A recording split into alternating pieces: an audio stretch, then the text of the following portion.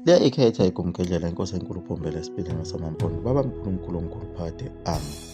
Akekho noyedwa umuntu omnyama owayedabukela usizi lwakhe uNkabinde nokuhlupheka kwakhe, kodwa bonke babevumelana ngokuthi uzenzile kulokhu kuhlupheka kwakhe ngoba uyeke isikhundla sakhe sokuba umshumayeli waseLuthela. Ingabe manje seweze waba umfundisi, kodwa manje ulokhu ezositshela ngayo le ndavundavu yezwi lakhe likaNkulunkulu elikhuluma emoyeni, elimtshela zonke lezi nganekwane. Kodwa abamnyama abakholwayo babe bedabukele yona le ndoda eyayekudwetshwe isithombe sayo okwakuthiwa yabethelwa ngezipikili ezintathu esiphambanweni. Futhi akekho noyedwa umuntu omnyama owayidabukela inkosi uSigananda lena phela egqitshiwe laphayana emgodini oyithuna elifishane, igqitshwa ifakwe izinsimbi. Emva kokuba isihlukunyezwe isikhathi eside kakhulu, kodwa bonke abamnyama babehlabelela bethi wayihlatshwa njengemvana, bedabukela indoda ethile abangayazi. Kodwa usizi olukhulu olwalubhekene nawo amakhosi esizwe sakwaZulu nokuhlupheka konke, akekho noyedwa wayedabukela labo bantu. Naba befe kuzo izimpi lezi zawomfecane bebulawa yibo abelungu, abagcina izidumbu zawo zidliwe izimpisi namanqe emahlane. Akekho wayedabukela labo bantu nemiphefumulo yabo eyayidukile izula emahlane.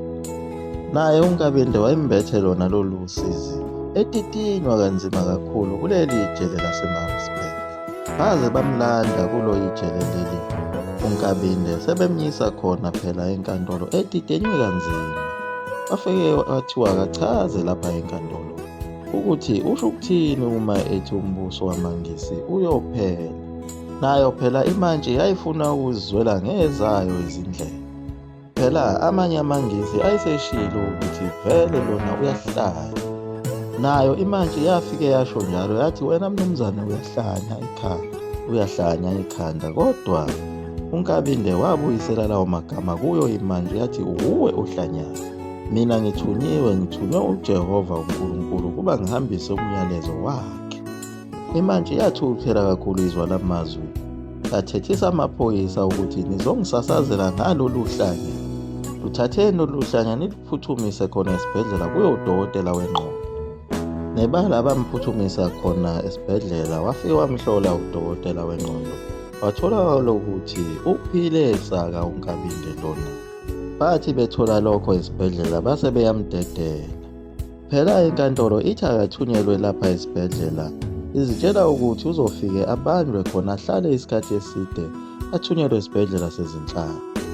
Kanti udokotela uzovele amdedele ngoba esebona ukuthi awu lo muntu uyaziphilela nje. Waphunyuka kanjalo-ke uNkabinde olakeni lamaNgisi. Kodwa iminjunju yayisho. Ekuphumeni kwakhe labe selifika futhi lelizwe elihluphekisa naye. Lathi kuyo, baleka kule ndawo yaseMgungundlovu, ungabe usashumayela ngoba usengozini. Nangempela wenza njalo uNkabinde, wasuka kule ndawo yaseMaritzburg. Selokhu phela esuke kuyo indawo yaseNquthu uhamba ngezinyawo, njengoba futhi esesuka khona lapha endaweni yaseMaritzburg ephikelele eThekwini uhamba ngazo futhi izinyawo. Wahamba waze wafikelwa ukukhathala, ilapha azathatha khona isinqumo sokuthi azilalele ngaphansi kwesihlahla.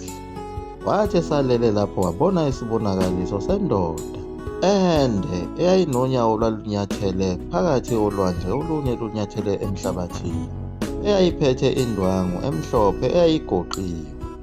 Yathi suka le ndoda yayiqaqa le ndwangu, yamboza ngayo umhlaba kusukela khona empumalanga kuze kuyofika entshonalanga. Kwabe sekukhuluma izwi elikhulu emoyeni lathi, bheka umhlaba wonke uyogqoka ingubo emhlophe, njengoba kulotshiwe kuyo incwadi yeSambulo 3:4-5. Ilapho uNkabinde athuka khona kakhulu, wavuka wathi gubhubhu waqhubeka nendlela. Waze wafika kuyo indawo yaseThekwini, waqhubeka washumayela etshela abantu le nsumansumane yakhe, esho nokuthi lo muntu onguNkulunkulu Uyeza lapha emhlabeni ukhuluma iqiniso likaJehova. Uma esefikile niyombona ngokuthi uyohlanganisa zonke izizwe ezimnyama kanye nawo amakhosi azo lezi zizwe zibe munye. Zaqala zanda nazo izixuku khona endaweni yaseThekwini ezazilalela uNkabinde. Nabo abazalwane bamaKristu base bemlalela kakhulu lo muntu wayeshumayela lezi zindaba. Abanye bathatheka lezi zintshumayelo zikaNkabinde, njengaye uVuniqiniso Shange wakhona eThekwini, owathatha isinqumo sokuthi zonke lezi zinto ezazishiwo uye uNkabinde azibhale phansi, efuna phela ukubona ukuthi zizokwenzeka ngempela yini. Naye uDaniel Dube owayetholakala kuyo indawo yaseMaritzburg wayekubhalile phansi lokho okushiwo yile ndoda, efuna ukubona ukuthi kuyokwenzeka yini.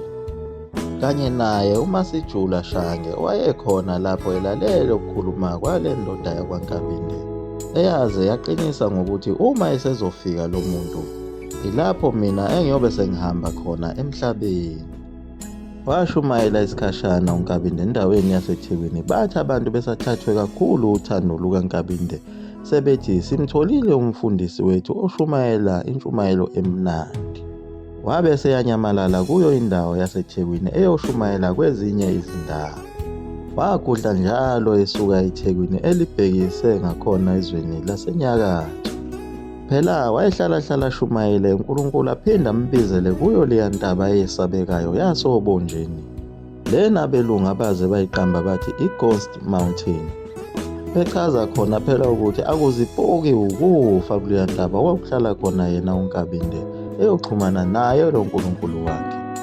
Basala bedumele abantu babuyela emasontweni abo beyolalela phela inkonzo ejikeleza ndawonye. Phela abaningi bacishe bahlubuka ngazo izintshumayelo zakhe uNkabinde, kodwa leli qembu labantu elaligolozile ukuya khona ezimishini ngenxa yakho ukuthi lalazi ukuthi lezi mishini zize ngayo incindezelo. Lajabula kakhulu lilokhu lihleli ethembeni lamazwi eliwezwe ngaye uNkabinde ukuthi uyeza uNkulunkulu wabantu abamnyama, uNkulunkulu uJehova umenzi wezulu nomhlaba.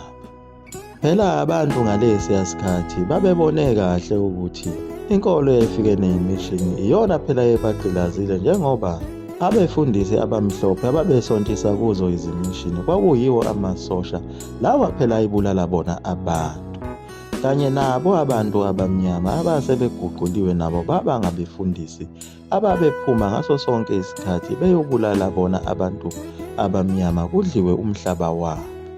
Njengayo inkosi uSibindi Ngubane eselikhulume ngaye iGumgedlela, owayengumfundisi, kodwa uma sekufanele kuyoshawa abantu abamnyama ngaso isibhamu bedlelwe imfuyo kanye nomhlaba wayo, wayegumula phela ibhantshi lobufundisi agqoke zona ezobuphoyisa eyobulala abantu. Iningi labo abantu ababengene kuzo lezi zimishini babengene ngabo phela ubugwala nokuzincengela kuwo umbuso wamaNgisi. Abanye babengene ngako kwesabela izimpilo zabo kuba bazobulala. Njengaye uMahatma Gandhi wayelokhu eqhubeke njalo ezincengela kuwo amaNgisi, kodwa engakutholi konke okuhle ayithi uyakufuna, ngoba phela amaNgisi ayenobandlululo lwalolubi kakhulu. Noma ngabe wawasebenzela, kodwa ayisuke engakhohliwe ukuthi ungumuntu omnyama. Nawo amadube esandlwana lawa ayisebenzela bona abelungu ayithola futhi nawo incindezelo eyayivela kubo abelungu, kodwa ayehlalele ethembeni lokuthi ngelinye ilanga amaNgisi lawa ayowakhumbula bese ewenzela okungcono, njengaye naye uGandhi owayehlala elindile ehlalele ethembeni. Ingakho phela laba bantu abamnyama babengene kulo phela iqembu iANC lokuthi bahlalele ethembeni lapho amaNgisi azobenzela khona okungcono, ehlalele ekutheni ebe umbimbi olusemthethweni labo phela abelungu, ukuze nawo ezongena phela kuwo uhulumeni wobambiswano. Phela laba bantu iningi labo laselifundisiwe phela kuzo izimishini ukuze kuthi amaNgisi abasebenzise kakhudlwana kunalokhu, bebe ngothisha nabameli ukuze bezocindezela sona isizwe sabantu abamnyama. liyaguqa lapho egumpendlela uDwindwe nesoka phakathi. Amen.